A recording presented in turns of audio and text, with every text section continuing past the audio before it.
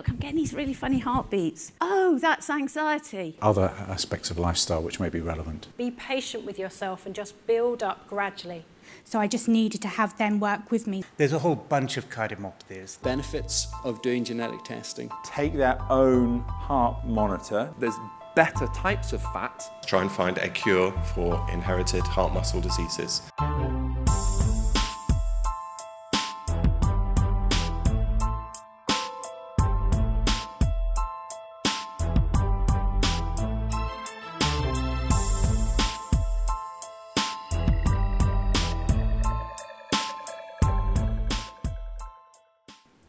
So my name is Helen Alexander. I'm a physiotherapist by background.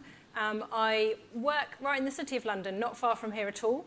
I work for Nuffield Health, where part of my role is to lead a team that deliver cardiac rehabilitation. So exercise programs for people with all sorts of heart disease, including those with cardiomyopathy. Tom and myself both sit on national groups that work towards improving quality and outcomes of cardiac programs. So I've been asked to focus today on these key areas of activity and lifestyle. We'll be talking about exercise and balancing that risk and benefit.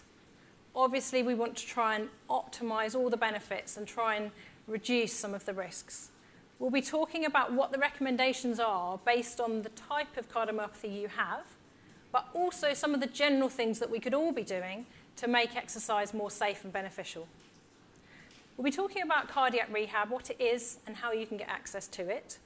And then I'll be finishing on fatigue, because I'm well aware that for many people, there's a real balance between activity and energy conservation. So let's start by talking about benefit and risk. I'm sure you'll all be aware that those of us that are more physically active have reduced risk of cardiovascular disease, so coronary artery disease, heart attacks and strokes. That's because those who are active have better blood pressure control, better lipid profile, they're less likely to be overweight or obese. They're also, therefore, less likely to develop type 2 diabetes. We also know that improving physical fitness improves our longevity. We know that people who exercise regularly actually live 3 to 5 years longer than those who don't exercise at all. And let's not forget the benefits to our mental health. We know that being active is a really important part of reducing the chances of developing issues with mood or anxiety, or managing those if we have them. However, we know that exercise is not without its risks. And what might our concerns be?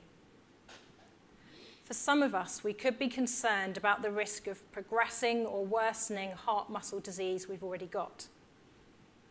For many of us, there might be concerns about exercise leading to irregular heartbeats that in some situations could be dangerous or even fatal. And we know that for some, if exercise is done in sufficient volume or intensity, it might actually even lead to arrhythmias in previously normal hearts. You've probably heard already that for some people, they'll develop atrial fibrillation later in life if they've done big volumes of endurance training. So we should try and get the benefits, but we mustn't ignore the risks. What I'm going to go on to do is talk about what the recommendations are for you, given you've got a cardiomyopathy. Now, when we talk about exercise, we talk about different intensities of exercise. You've heard some of this already in some of the talks today. We talk about low-intensity exercise, and that would be exercise which isn't very strenuous, doesn't cause us to breathe more deeply or particularly get warm.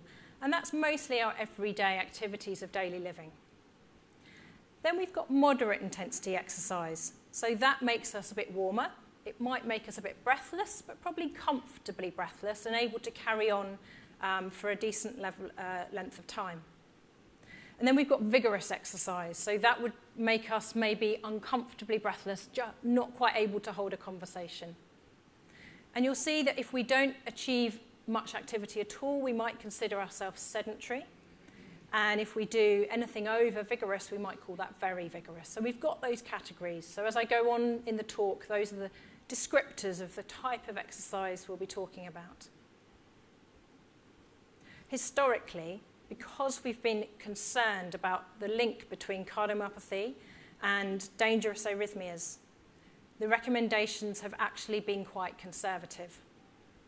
So if you look at guidelines before about 2020, then there's often a bit of a blanket restriction on exercise, and we'd recommend that people only really do very light activity. The challenge of that, of course, is that this blanket recommendation, regardless of individual consideration, means that people with cardiomyopathy aren't getting the benefits of being active. And the research shows us that many people with cardiomyopathy are not achieving the recommended guidelines of 150 minutes of light to moderate intensity exercise. We know that a third of people with hypertrophic cardiomyopathy have hypertension. We know that 70% of people with hypertrophic cardiomyopathy are overweight or obese. And we know that all of those things increase our risk of future health problems. They make our prognosis worse. So what do the more recent guidelines tell us? The rest of the presentation, I'll be focusing on the ESC guidelines from 2020. That's the guidelines on sports, cardiology and exercise in people with cardiovascular disease. And then the more recent 2023 guidelines for the management of people with cardiomyopathy. And those two do agree with each other. And they also agree with recommendations from America. Now, when I look at these guidelines, there's some colours on these slides, so I just wanted to explain what they mean. We're looking at levels of evidence, and we know that the best evidence we have is from randomised controlled trials, big studies, and meta-analyses. Now, what you'll see on the future slides is there isn't much dark blue. There aren't many big studies. A lot of the evidence we've got is more based on consensus opinion, expert opinion. The next slide shows us that if you see something on a slide that's green, it's recommended. The evidence would tell us that's something we recommend you do. If you see red, strictly off limits, and yellow and amber, it can be considered based on individual assessment. So, what are the current exercise recommendations broadly for people with cardiomyopathy? Well, we know that for most people, regular, low to moderate intensity exercise is recommended for all able individuals. However, it should be based on an individualised risk assessment. And that's the bit that I'm aware that many people maybe haven't yet got access to. So if you're there and you're considering either returning to sport, returning to activity, or taking up new activity, I would recommend that that's a conversation you have with your cardiologist. And we'll go on to talk about what some of the recommendations are and the things that they should talk through with you. Let's talk first about hypertrophic cardiomyopathy. This is the condition where we probably have most information and most research. So looking at the top of this slide, and we'll work through this together. So we know already that for patients with hypertrophic cardiomyopathy, all of you should be doing low to moderate intensity exercise. But what about over and above that? What if you're someone who wants to get back to higher level activity, higher level sport? Maybe you want to go back to jogging, you want to go back to parkrun, you want to go back to long distance cycling. That puts you in a category where you're above that moderate intensity exercise. Well, this tells us that for some people who are considered lower risk, then that is absolutely acceptable and recommended. It's quite small font at the bottom of this slide, but it just explains who might go into a higher risk category. And when they're looking at higher risk, they're really looking at the echocardiogram results. So they're looking at the wall thickness. They're looking at how well your ventricle moves. They're looking at the findings of your MRI. Have you got any scar tissue? Have you had any arrhythmias on exercise tests? So all of that information that's quite detailed and unique to you should inform the conversation about whether you're someone for whom high intensity exercise is recommended or is off limits. It does say that for people who are gene positive but phenotype negative, so you carry a gene but you aren't yet or may never show symptoms or have changes on scans or investigations, you could actually consider doing competitive sport. So for someone like you, we wouldn't want to restrict you from thinking about doing higher intensity sport. However, if you are someone who's got any markers of increased risk, poor pumping function of your heart, some syncope, some ectopics, some arrhythmias on exercise test, then you're not someone for whom we would consider it safe to do that higher level or competitive sport. You'll see there at the bottom, everyone should have annual follow-up. So at that appointment with your cardiologist, take the initiative, bring exercise up, have a conversation. Has anything in the investigations you've done shown any changes that would suggest that I should change my approach to exercise?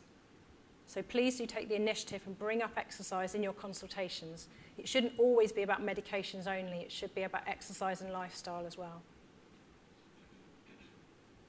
And you'll see that for younger people, we maybe want more regular follow-up. So for people that are diagnosed at a younger age, we probably want to watch them more closely. So that may affect you here if you've got children or teenagers.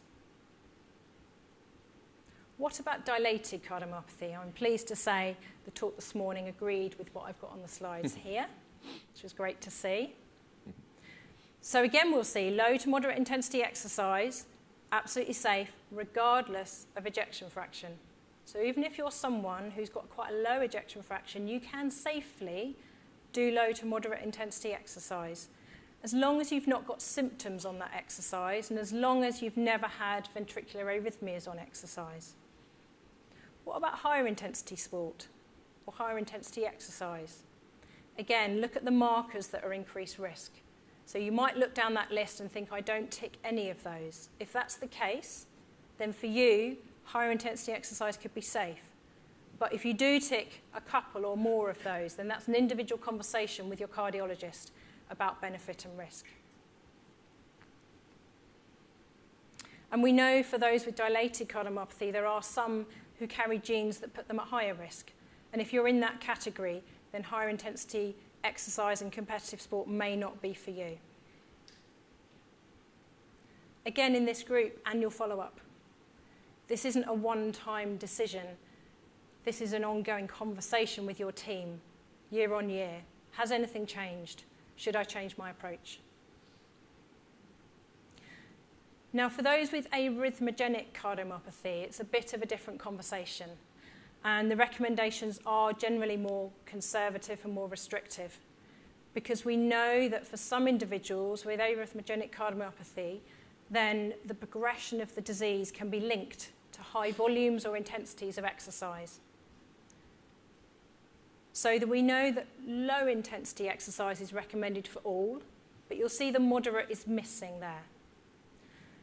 We would actually only consider going above lower intensity exercise if you're really very stable and not had any syncope or any symptoms. But if you're someone who has had symptoms, ectopics, arrhythmias, problems with the pumping function of your heart, then actually longer term you'd be better to avoid getting anything above mildly breathless, which is very hard to hear if you're someone who's been very active in the past, because that's quite a transition into a different level of activity.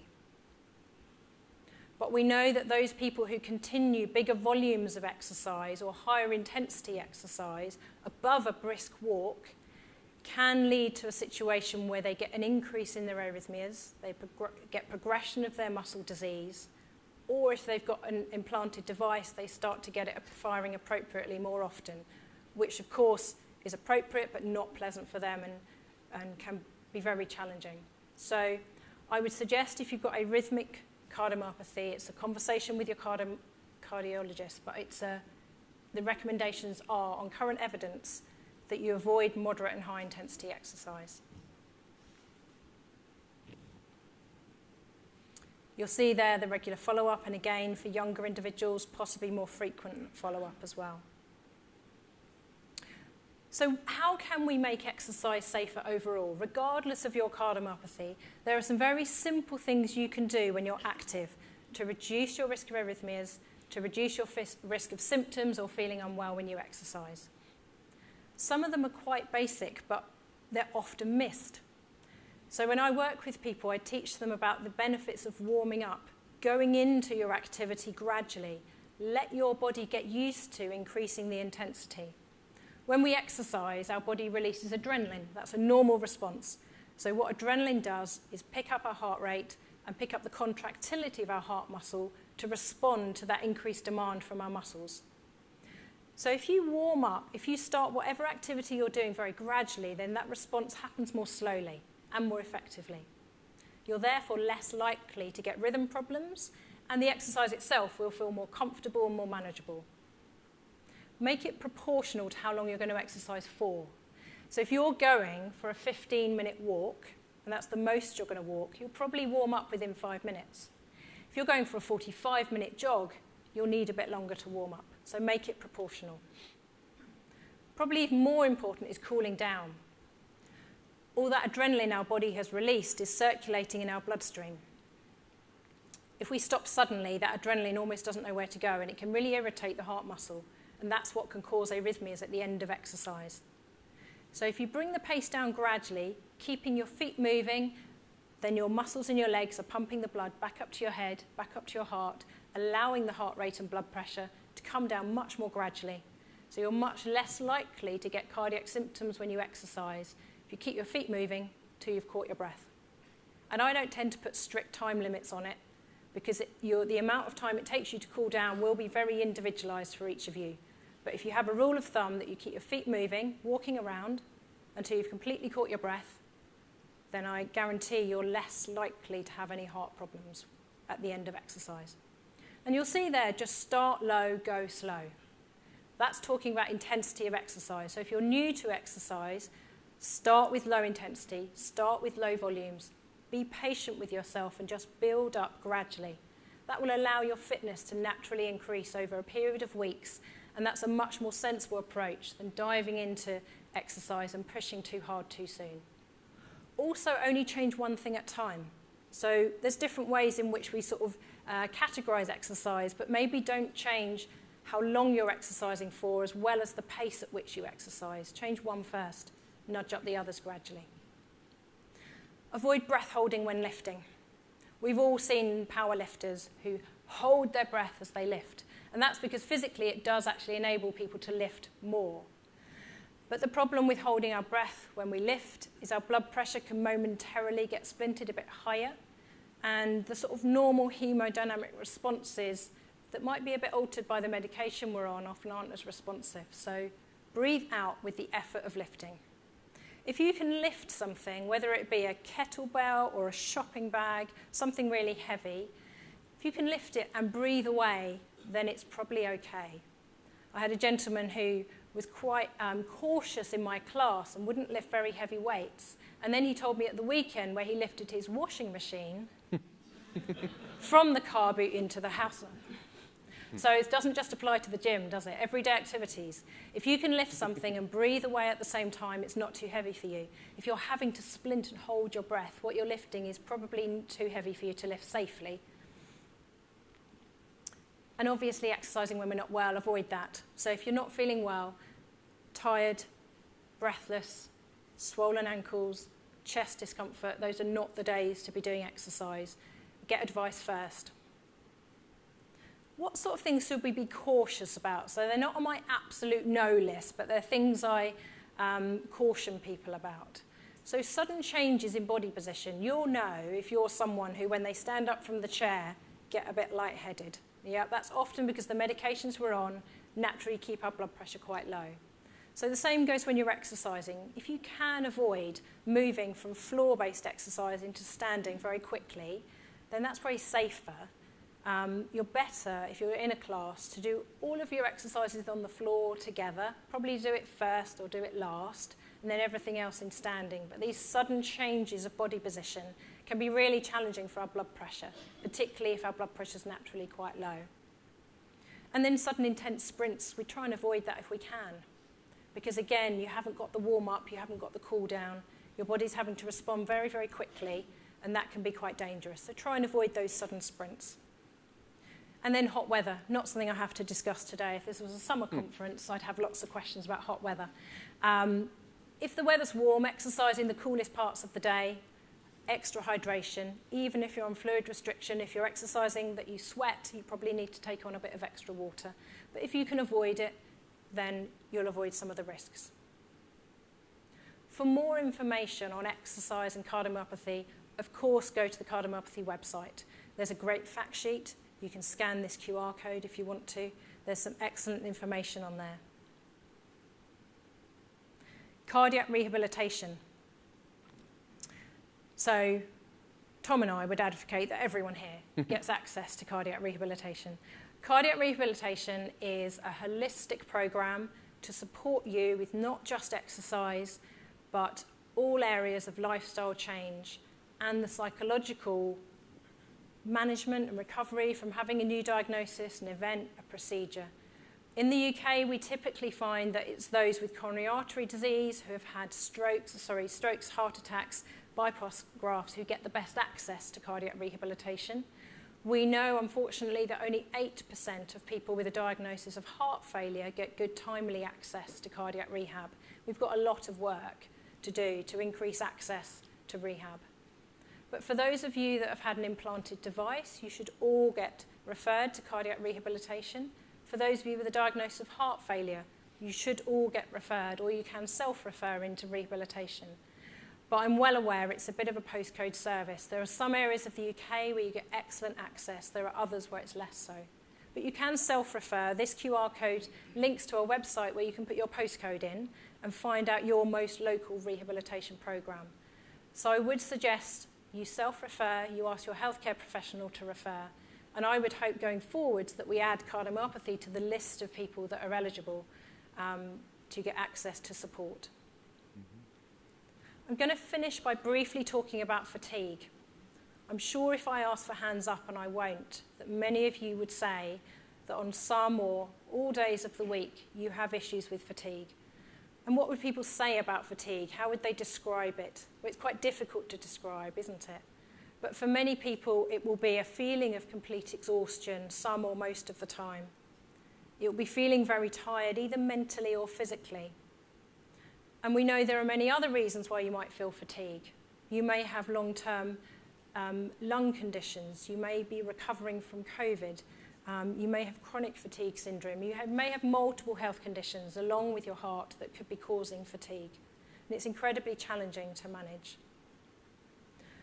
You'll probably recognise this. And many people I meet say, oh, I had a really good day on Tuesday, so I hoovered the house, and then I met up with a friend, and then I went out in the evening. How did you feel Wednesday? Oh, wiped out, exhausted. Actually, Thursday wasn't much better. I just about was all right by the weekend. So it's very common when your energy levels go up and down to make the most of the good days and do a lot. What we would recommend, actually, is the reverse. So when you're having a good day, still do something, but don't do everything. Try and be sensible about not overdoing it on your good days. Likewise, on a day where your energy levels are low, try and do something. And try and keep your activity levels more consistent, and you'll probably find over time your energy levels are better. So try to avoid that boom and bust. And then a few simple techniques, they all begin with P, to help us think about management of fatigue. So prioritising. If you don't have enough energy to do all the things you want to do, what are the most important things to you in your day, in your week, in your month? Make sure you leave time and energy for those things. Planning ahead. So think about the activities you want to do in the week ahead. Spread your tasks across the week to enable you to do what's most important to you. Try and maybe avoid having 2 really busy days next to each other, or packing everything into the weekend. Pacing. Many people who work at a certain level find it really hard to pace and to slow down a bit. But maybe take time doing the activities you're doing. For some people, it's remembering to ask for help with some of the tasks that are harder for you physically. Listen to your body, try and understand your limits. Getting into different positions can save you energy. A lot of people will say, rather than standing at the worktop and cutting vegetables, I'll actually do the meal prep sitting down. Then I've got the energy to cook the meal. So think about some tasks you maybe could do seated so that you can carry on the tasks that are important to you. And then permission. So giving yourself permission to do things differently to maybe how you've done them before. And taking rests, taking naps when needed, permission to do that. That's okay. That's absolutely okay. So just in summary, exercise has many health and well-being benefits that we can benefit from. For most, it's safe to perform low to moderate intensities of exercise. For some, it's safe to work at higher intensities. There are some simple ways to make exercise safe and effective. Self-refer to cardiac rehabilitation. Keep banging that drum. We will support you to get more access to cardiac rehabilitation, but I think the most powerful thing you can do is ask for it yourself. And then for those with fatigue, it's that balance between activity and rest and energy conservation. I'm going to hand straight over to Tom, and then we will go to questions after he's spoken. Just going to move through a few reference slides. And you're up next. Thank you very much, Helen.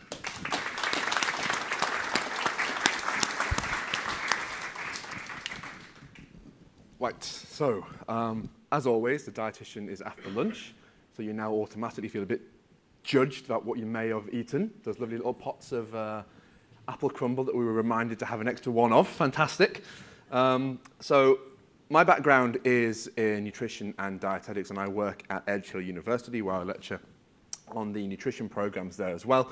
And similar to Helen, I work with the BACPR as well in terms of driving and supporting cardiac rehabilitation in the UK, but also do some work, as a few people in the audience know, with the European Society of Cardiology regarding patient education forms, that kind of thing as well. I don't have a conflict of interest other than I have a heart and I do eat food, as I'm sure we all do in the room. So we should all have a vested interest in what I'm talking about today. Now, unlike Helen, I do not have the luxury of showing you lots of lovely, pretty, colourful tables, because if you look through the 2023 guidelines for management of cardiomyopathy, there is one mention of the word diet. Now, as a show of hands, how many people in the room eat food? Those of you who don't put your hands up, we need to have a chat, because there's probably something going on there.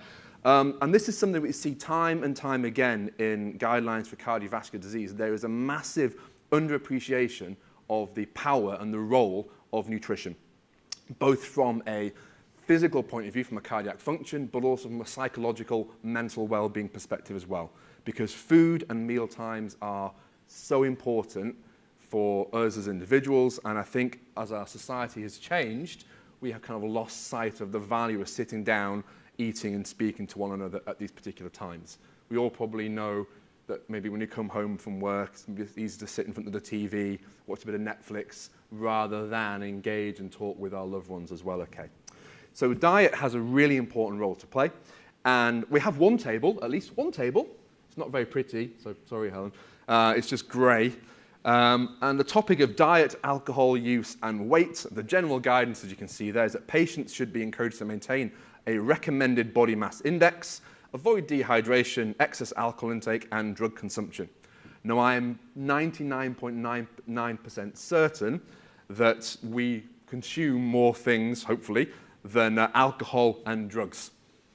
So we probably could do it a bit more specific advice as to what things we could maybe look at including in our diet to give us the best chance of improving our cardiac function, but also support the longevity aspect as well, looking at how we can improve quality of life also. So, 20 minutes is not long to talk about nutrition from a cardiovascular health point of view, but I have thought to myself I can focus this down on 4 key things, okay? So we'll look at maintaining a healthy weight, and I am very aware that the points that I'm going to talk about today are very much focused on ways to kind of lose weight, but I am hyper acutely aware that there are some conditions where actually weight loss is a big problem, and therefore weight gain is really important, or at least maintaining weight as well, okay? And I'm happy to answer questions on that after I finish talking. So we'll look at maintaining a healthy weight. We'll look at good quality proteins, also fibre, and everyone's favourite hot topic at the moment, ultra-processed foods, whatever that may mean. We all heard of ultra-processed foods? Yes? No? Okay. It's a very controversial point at the moment, especially because of how it's primarily defined in a lot of these studies, okay? So let's take the maintaining a healthy weight aspect first, okay? So if we look at this particular study at the bottom of the screen, and I will make all of these slides available. I know they're being recorded, but if anybody wants to email me and ask for the slide set, I'm happy to share this for people as well, okay? So in this particular study, a small study of people with hypertrophic cardiomyopathy, they took 6 people and randomized them, or not randomized them, sorry, followed them following a particular intervention that was designed to help them lose weight. So we can see there that some of these people lost weight through diet and lifestyle changes, which we all kind of know works to some extent, in addition to 2 people there who had bariatric surgery. Now, it probably isn't surprising that those people who had bariatric surgery had a much greater level of weight loss than those who achieved weight loss through diet and lifestyle. But irrespective of how people lost weight in the study, mean weight decreased by about 16 kilograms, which is quite a significant amount of weight over 35 months. And at a cardiac level, the actual mass of the left ventricle decreased, and everybody in that study, their sort of heart failure classification improved. So weight loss, specifically fat loss, because we do not want to be losing muscle tissue. As I'm sure Helen will attest to, losing muscle mass has a negative impact on our ability to exercise, and we don't want to be doing that. So when we talk about weight loss, we're really looking at loss of adipose tissue too, okay? Similarly as well, if we look at patients who have dilated cardiomyopathy, if you look at their ejection fraction or left ventricular ejection fraction pre and post diet, we see a small but significant improvement following weight loss, again, specifically losing fat mass. So weight loss in those people who have a little bit of adipose tissue to lose is not something to be sniffed at. Now, I'm sure we all can think of ways to do that, and it is quite interesting at this time of year because we're all quite happy to gain a little bit of weight as we get towards Christmas time, a bit of insulation around our middle, you know, to keep the winter chills away, and then in the summertime we want to get rid of it all. But there are lots of different ways in which we can manage and try to lose a bit of weight. And so what this figure shows is something called a meta-analysis, which is a type of study where authors pool together lots of similar studies and then analyze the kind of findings to give an overall general result, okay? So it looks complicated, but it's not that complicated. So there are lots of different approaches, like it shows on the screen there, for weight loss. There is time-restricted eating, or time-restricted feeding. There's intermittent fasting, 5-2 diets, continuous energy restriction, cutting out 500 calories per day and maintaining that for the week, that kind of thing. Lots of different approaches. But when it comes to actually weight loss, the kind of the hard outcome, there's no clear difference between these different approaches. And the way I kind of think about this is there are lots of different options now for people to try and manage their weight. Cutting out 500 calories per day, if you can support and sustain that, fantastic. If you can manage your calorie intake and weight via doing the 5-2 diet or a little bit of alternate day fasting, fantastic. But the evidence doesn't suggest that one is superior than the other. The key thing is to look at what you can sustain and do so healthily as well. Because there are some important caveats to bear in mind with things like intermittent fasting. So this paper came out in 2022, and we know that intermittent fasting works in terms of reducing body fat, but in these studies which have looked at intermittent fasting as a way to manage body weight, we also see reductions in muscle mass as well. And it stands to reason because if you are eating normally on 3 or 4 days a week and then really cutting out the calories on the remaining 3, then obviously that's going to affect your calorie intake, your intake of protein, healthy fats, carbohydrates, and that's going to lead to a bit of muscle loss as well during this time. So this is obviously a problem because, as we said before, losing fat mass, great. Losing muscle mass, not so good. So there are some kind of challenges with intermittent fasting, and it is a bit of a double-edged sword for the reasons that I've just said.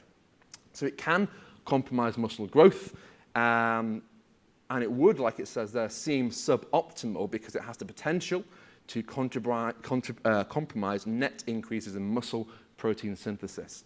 And the rates of muscle protein synthesis tend to diminish as we get older anyway. Our body's ability to use protein for the stimulation of muscle recovery and growth become a bit less as we get older, which means that preserving the muscle that we have becomes more and more difficult and equally more and more important as well. So the authors of this particular study put some recommendations there about how we can improve existing intermittent fasting protocols. On the feeding day, make sure we have plenty of protein, and I'll talk about some sources of this as well, okay? On the fasting days, look at including protein-dominant meals as well to support healthy muscle function as well. And be conscious about staying properly hydrated as well. And as Helen has mentioned already, this is really important, obviously, for blood volume and cardiac output as well. In the studies, or those individuals that have looked at time-restricted feeding or eating, again, you see quite high recommendations of protein intake. And this is something which we've seen a lot of clinical studies and clinical recommendations, especially from those organizations that work primarily with older adults. The protein recommendations for older adults should be more than what is recommended for younger adults. That is because as we get older, as I said before, the body's ability to use protein diminishes. So protein becomes more important as we get older. The challenge with that is our appetite tends to get a bit less as we get older. I'm 37, and I remember when I was 15, 16, I would eat so much when we used to go out for meals with my mum and dad. I was like the dustbin. Anything that was left, I would eat. Whereas now, I get full quite quickly. And protein is one of these foods which has this inherent kind of fullness feeling, this satiety effect. It keeps us full. So as we get older and our body's appetite diminishes, getting more protein in can be really quite challenging. Okay. But protein itself, like it says there, is really essential for preserving lean mass. Again, lean mass is muscle as opposed to adipose tissue. And there are some nuances and points to discuss about when you have protein, the timing of it during the day, that kind of thing. But certainly it is not just about meat. And lots of people think protein comes just from animal sources. Certainly, if you look at the supermarket, you'd be kind of forgiven for thinking that. But there are lots of good quality plant-based proteins as well. And certainly, if you look through a lot of the guidelines we get from the European Society of Cardiology for cardiovascular disease, you do see the kind of creeping recommendations to include more plant-based proteins as well. So it's not a complete move to a vegan or vegetarian diet. It's about finding that balance between animal proteins and plant proteins as well. And that's quite important because if we look at the effect of protein on, let's say, cardiovascular health, what we tend to see is that protein intake as a whole isn't really associated with cardiovascular disease either negatively or positively. It's just something that is important we have. And that's something that we see at the top of the screen there as well. But if we look at the specific types and sources of protein, so animal protein versus plant-based protein, what we see is that animal protein tends not to be associated with increased or decreased risk of cardiovascular disease, but at the bottom, plant-based protein seems to be associated with a lower risk of mortality in these particular studies as well. This is kind of why you see the evidence changing now in the guidelines, recommending people move more towards sort of plant-based proteins, not completely vegan or vegetarian diets, just finding a bit more of a balance between these protein sources. So again, I'm not promoting extremes of anything here in terms of low-carb, keto, vegetarian, vegan diets. It's about moving slightly more towards a plant-based approach, still having good quality animal protein, but maybe a little bit less of it and a bit more plant protein instead. And one thing that always comes up is, are high-protein diets bad? We were on a call last night talking about high-protein diets and kidney function. A lot of that evidence comes from studies that have been done in people with compromised renal function, and in those individuals, high-protein diets can be a bit of a problem. However, in those individuals who have a healthy renal function, certainly high-protein intakes are not associated with, in this case, cardiovascular death. So that protein is really important in our diet, supports muscle function, repair and recovery, and especially if we are engaging in exercise activities as described by Helen, it's really important that we support healthy muscle function with adequate dietary protein. Now, one of those dietary proteins includes things like fish. And we saw fish on the menu today, which I think I had. It was very, very nice. Apple crumble was also on the menu, which was equally as nice, but doesn't have as much protein in it as fish, obviously. But fish, and oily fish and omega-3, have been doing the rounds in terms of clinical guidelines for a long, long time. And believe it or not, there is still no real consensus on things like omega-3 supplementation. There have been quite a few recent studies which have looked at high-dose omega-3 supplements in the form of purified, like it says at the bottom here, ethyl esters of EPA, which is one of the essential fatty acid you find in fish oil. And in these particular studies that have used this very purified form, you see reductions in cardiovascular events, including heart attacks, strokes, these kind of things. But at the same time, in these studies which have looked at using these very purified forms of omega-3, there is also a bit of a signal for an increased risk of atrial fibrillation. And there's some very interesting mechanisms around that in terms of how these omega-3 fatty acids interact with the electrical parts of the heart that generate your kind of heart rhythm. But still, there's a little bit of a kind of slight signal there for the risk of AF, especially with these very pure, high-dose supplements. But one thing that we do see consistently is the role, or the important role, of fish as a source of protein from a cardiovascular health point of view. Multiple guidelines across the world, going back 10 or so years, will all say that fish should be encouraged as part of a healthy cardioprotective diet. And we all know that fish tends to be a very lean protein, especially things like cod, haddock, those kind of things, provided it's not deep fat fried. You know, fried fish is an oily fish, but it's not the same as salmon, just to kind of put that out there and make sure we're all aware. It sounds obvious, but I've had that question before, genuinely. Can I have battered cod? Does this count as one of my oily fish? No is the answer. But it is a good source of lean protein, if not drenched in batter, okay? And what we see in this particular study is that if you are looking at people who have quite a large intake of oily fish, shown at the top here, then there's an inverse association, meaning that you have a higher intake of fatty fish, lower incidence of coronary heart disease, and death from coronary heart disease as well. Oily fish, fantastic. Great sources as healthy omega-3 fatty acids. But we do not see the same relationship between non-oily fish, just white fish. Now, does that mean that that type of fish is bad for us? No. We know that white fish is a great source of lean protein, which we've discussed already is really, really important. So again, in terms of cardiovascular health and benefits, oily fish, fantastic. A little bit better from a cardiovascular outcome perspective than white fish, but white fish is still really, really beneficial. And very recent studies also show the effects of consuming small oily fish as well.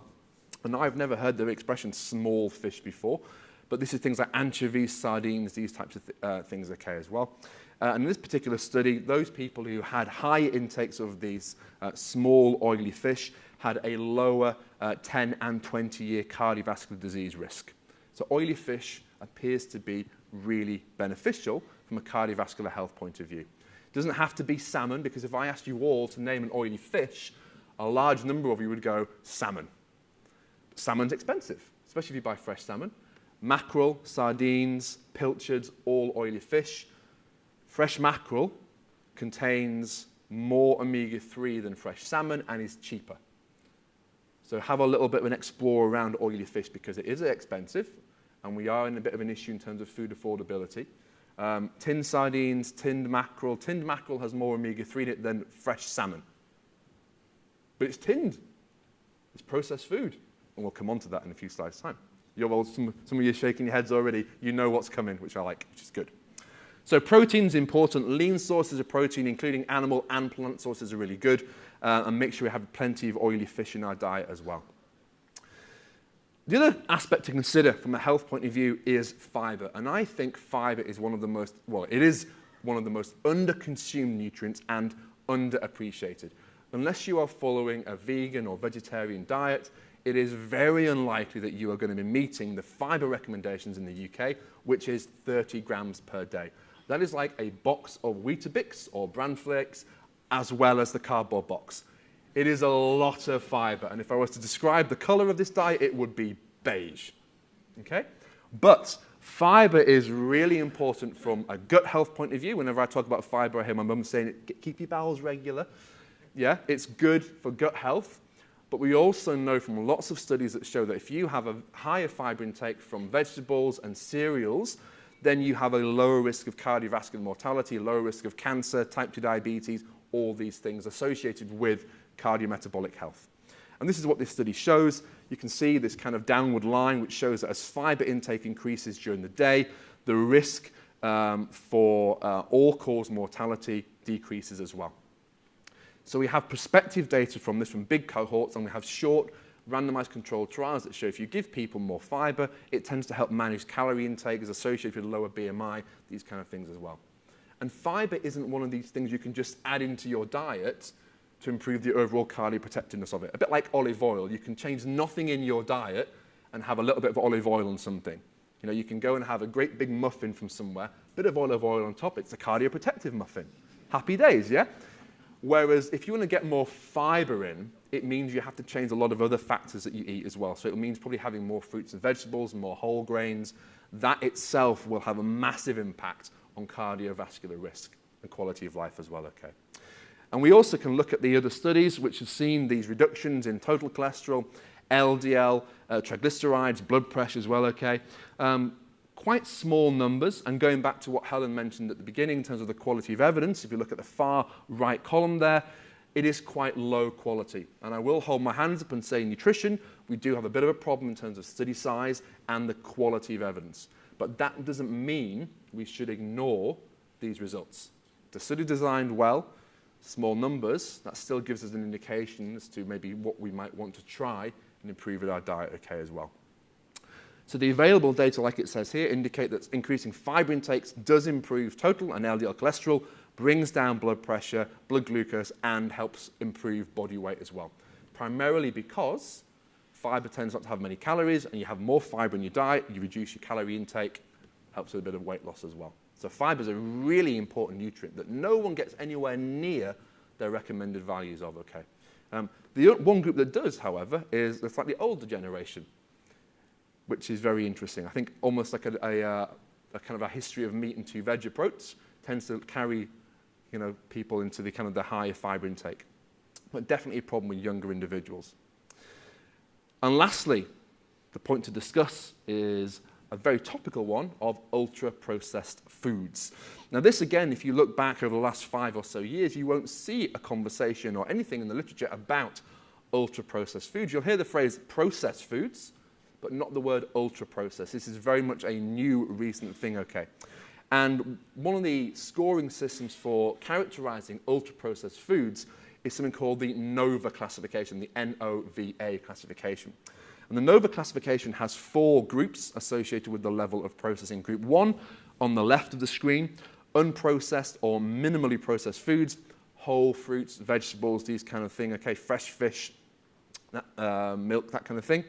Group 2, processed culinary ingredients. This is where your olive oil category fits. So olive oil is a processed food.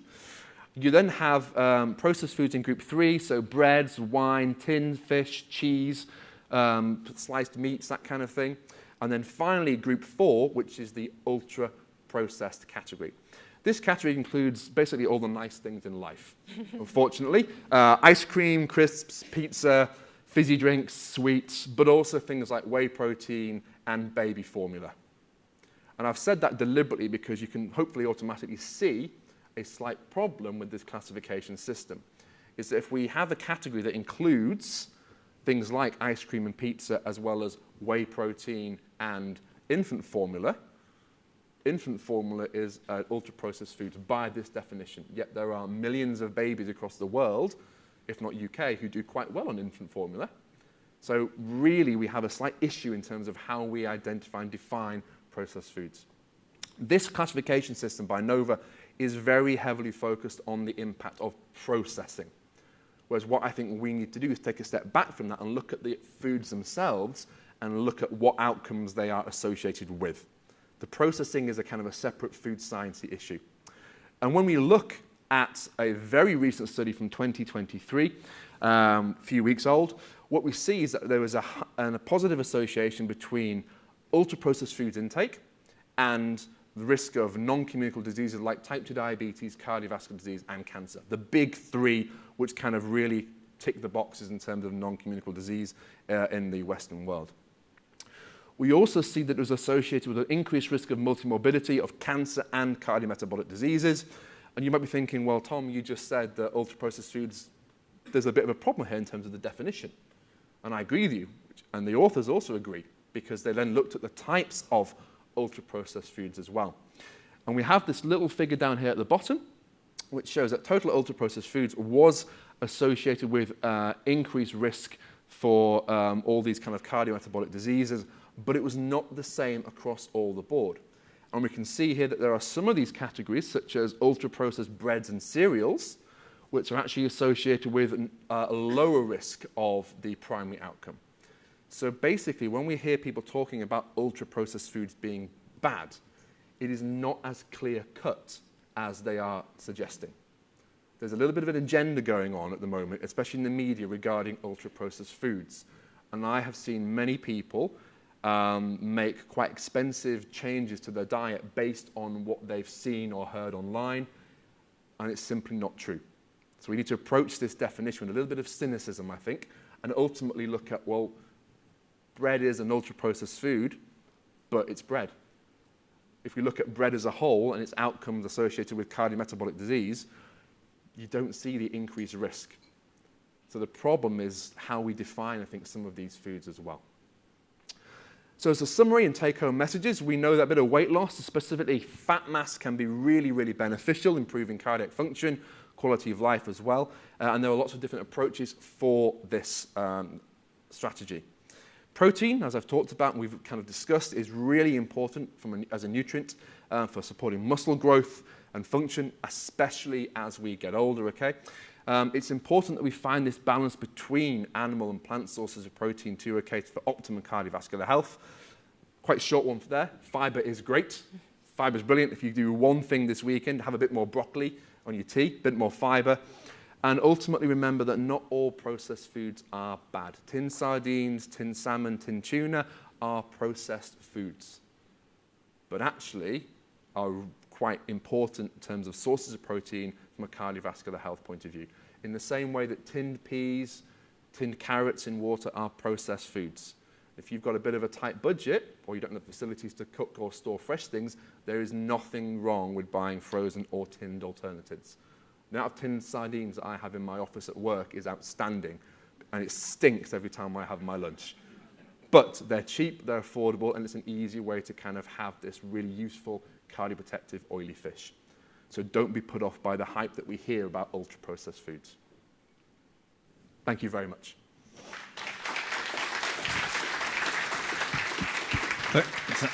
Thank you, Tom. And we now open up for questions.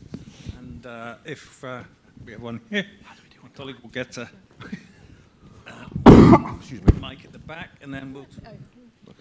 Just a quick one for Tom on salt. You didn't mention it much, and it's something that I'm kind of thinking about, reducing and all the rest of it, particularly with the small fish issue.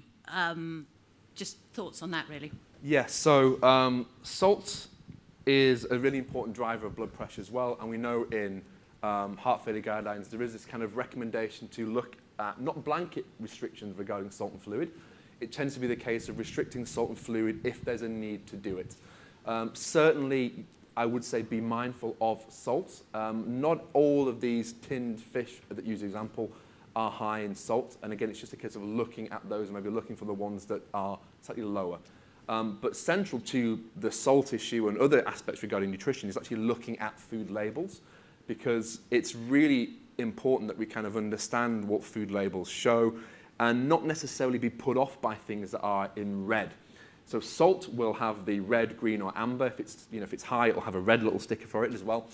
But if you look at other foods like nuts as an example, nuts will show a great big red sticker for fat, which can stop a lot of people consuming them. But if you look at the saturated fats of nuts, it can be quite low. So I'd say, yes, be mindful of the salt, but equally look at labels more generally and kind of try and get a little bit of understanding about the foods as well. Thank you. Other questions? Gentleman here. Here? Just there. Yeah. Hi there. Just food question. Is there anything wrong with eating fat? See, I don't like the way you've said wrong, because we're automatic. Well, not going to have a fight. It's fine, don't worry. It's the way we kind of attach these behaviours or these kind of moral kind of judgments to certain foods. There's nothing wrong with fat. Even if you take things like saturated fat, which is a kind of like the boogeyman of cardiovascular health, There are certain foods that are kind of moderate to high in saturated fats that actually don't really increase cardiovascular risk. One of those kind of food groups is dairy. You tend to see a kind of either no association or a slightly protective effect of having more dairy in your diet, and then cardiovascular outcomes as well. That's all because of how the fat behaves within the food itself, and you don't always absorb everything. So there's nothing wrong with fat. However, what I probably would say is there's better types of fat to consume in our diet. And we all probably know that from a cardiovascular health point of view, one of the best ways to lower our blood cholesterol levels is to reduce our consumption of saturated fat or foods that contain saturated fats, and have foods that contain more unsaturated ones, either mono and poly. Oily fish is a great source of polyunsaturated fats. Olive oil itself is a really good source of monounsaturated fats, so too are nuts, seeds, these kind of things as well. So there's nothing wrong with fat per se, and certainly a lot of the evidence for the Mediterranean-style diet, as an example, that's not a low-fat diet. It's actually quite a moderate fat diet, but it's a low-saturated fat diet. But at the same time, we don't just eat saturated fat. So pinning everything on that particular type of nutrient is quite key. And certainly if you have a moderate fat intake but high intakes of fibre, you'll still have a lower cardiovascular risk because the fibre is kind of mitigating some of that effect anyway. So there's nothing wrong with fat whatsoever.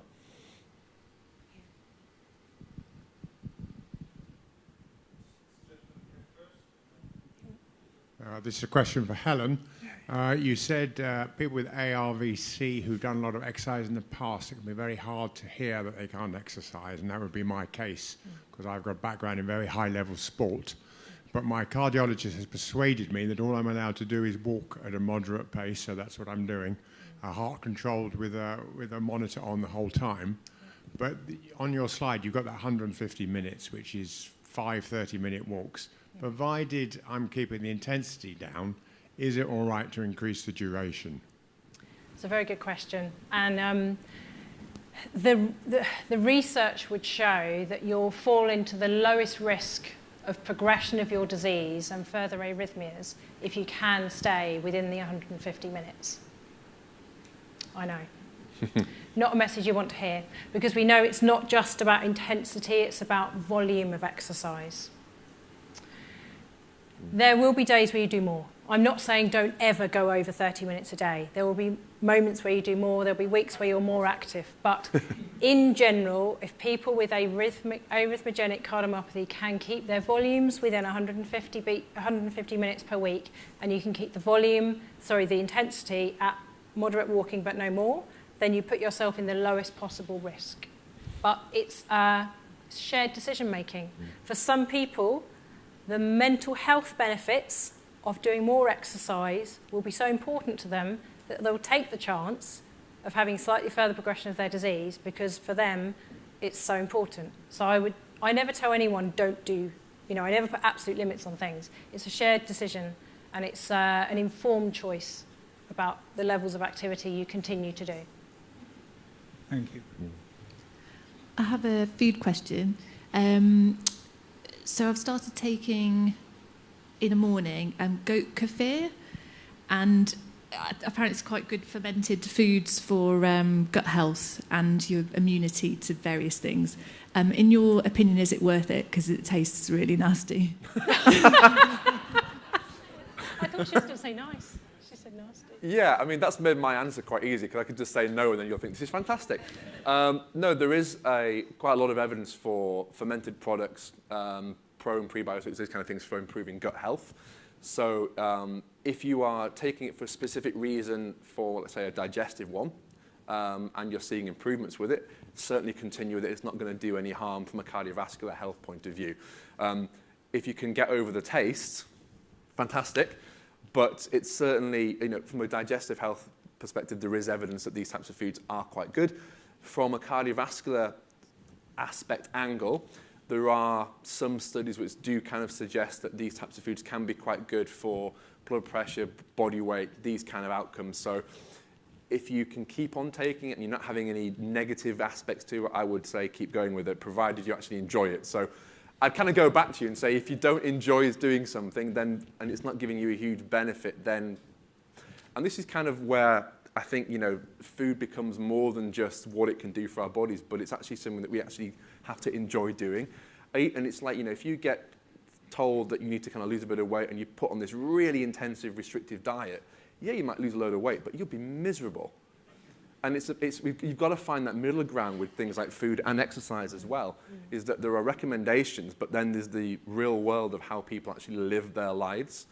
And that's, I think, really important, especially in terms of the long-term management of these conditions. We can talk about guidelines all day long, but a lot of people won't follow guidelines for multiple reasons, but they might get near to them, and that's what we've got to support from a healthcare professional's point of view. So if you can keep the taste and you tolerate it, keep on going. If not, it won't do you any harm. Hi, a question for Helen. We heard this morning from Brian Halliday saying about those people with DCM to try and work up to exercise up to sort of 75% of heart rate. Could you just tell us about the interaction with beta blockers and obviously the impact that they have on sort of curbing the amount of exercise we can do? Yeah, absolutely. So there's a couple of different ways in which we monitor how hard our body's working when we exercise. Heart rate is one of them. The other one is how we're feeling in ourselves. So I'll talk about both. In terms of heart rate, we typically talk about a percentage of maximum. The only way to find your true maximum heart rate is to put you on a bike or a treadmill and work you so hard that you fall off. That's not very pleasant. So we don't do that to many people. So what we tend to do is 220 minus your age. Very generic, quite a lot of error in that because clearly not every 50-year-old has the same maximum heart rate.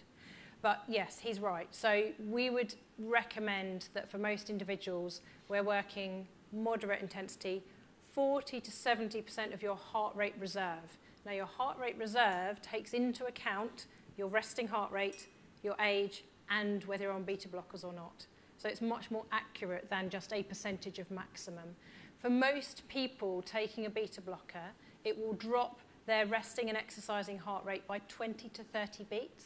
I say that because if you're on a very low dose, if you're on 1.25 of bisoprolol, it might only take your heart rate down 10 to 15 beats. If you're on a higher dose, it might be 30, so it's very individualized, I would say. So as soon as we start talking about training heart rates, there's a huge amount of error in terms of age and response to beta blockers, but it can be a useful guide using training heart rates. The other method, how we feel when we exercise, is actually way more accurate once you get used to how your body feels when you exercise. There's a very close correlation between breathing and heart rate. So when we talked about those different intensities of exercise, low intensity barely changes my breathing. Yep, so pottering around the house, my breathing feels normal. Moderate intensity, comfortably breathless. A bit puffed, able to talk, able to have a conversation, able to carry on with the exercise and able to recover quite easily. High intensity, 2, breathless, 2, talk easily. So I would say heart rate is useful, heart rate's a guide, but longer term it's better to get used to how your body feels when you know you're exercising at safe levels. That's more beneficial, I would say, longer term. But happy for anyone that wants to stay behind. If you can tell me your age and I can take your resting heart rate and know what medication you're on, I'll give you a training heart rate today.